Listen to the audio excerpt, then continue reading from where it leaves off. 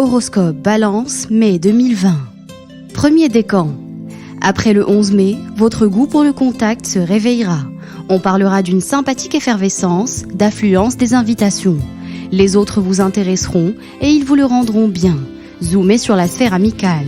Période idéale aussi pour passer d'excellents moments avec les jeunes enfants. Superbe sens de la pédagogie oblige. Pourvu que vous puissiez être polyvalente ou avoir plusieurs centres d'intérêt, qu'il y ait du monde à voir, que rien ne soit étriqué et ce sera tout juste à votre goût. Pour les déplacements d'agrément, genre joli pont de l'Ascension, ce sera également OK.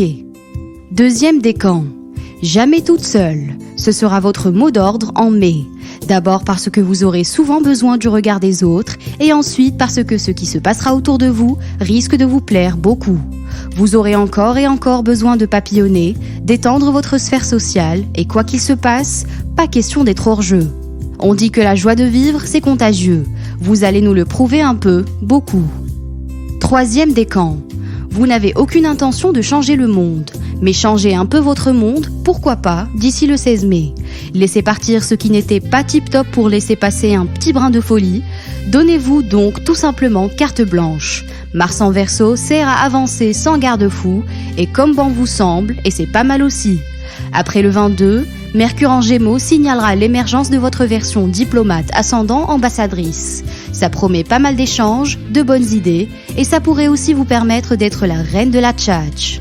En amour, premier décan. Après le 20 mai, et si vous pouviez joliment et habilement mixer les moments privilégiés avec vos amis, vos kids et votre homme, vous seriez pile poil dans le mood soleil en Gémeaux. S'éparpiller volontiers, s'intéresser sans jamais trop s'attarder, emploi du temps bouquet oblige, s'amuser et beaucoup se déplacer.